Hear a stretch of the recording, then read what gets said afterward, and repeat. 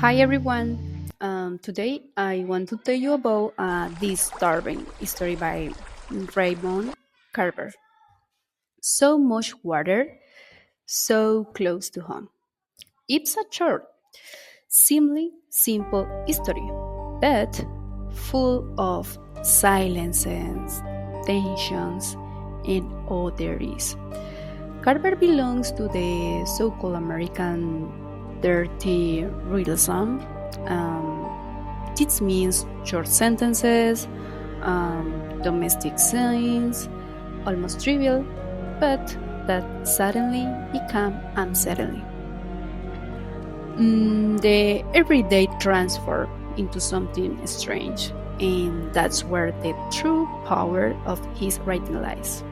The story narrates how a group of men during a fishing trip find a woman's corpse. But instead of stopping their activity, they decide to continue with the audit. That's crazy. The story is told from the perspective of Claire.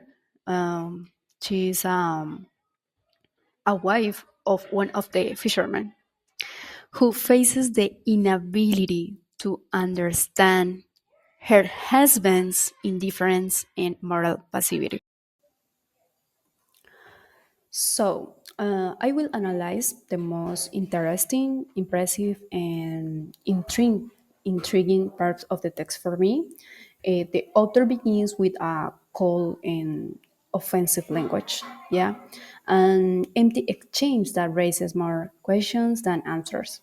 The theme's atmosphere shows her distrust of her husband, who feels accused and irritated.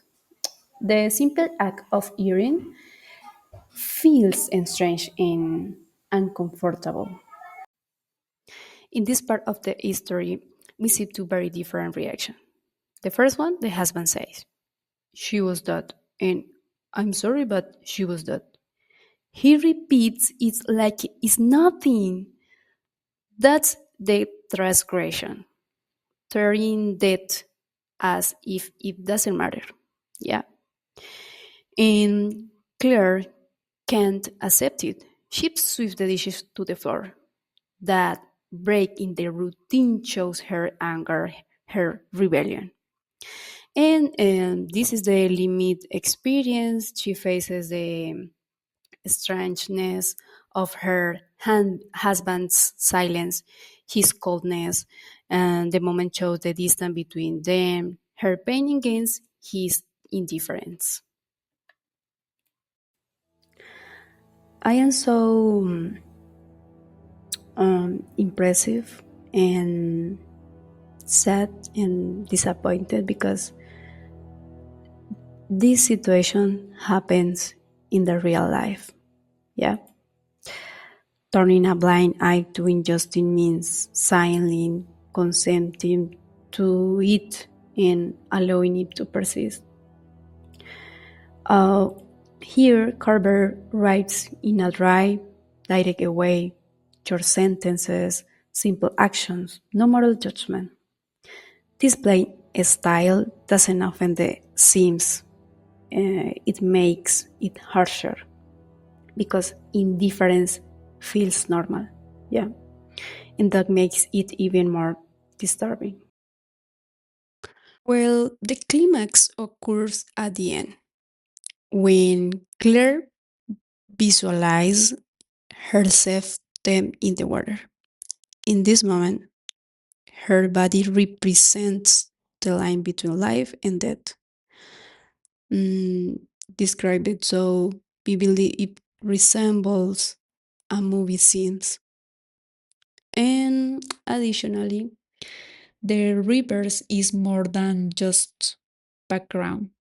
It symbolizes the relentless pull and becomes an haunting presence in her memory. Claire faces two different threats.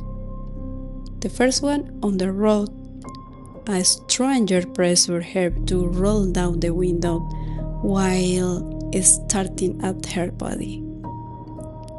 And the second one, at home it's not better.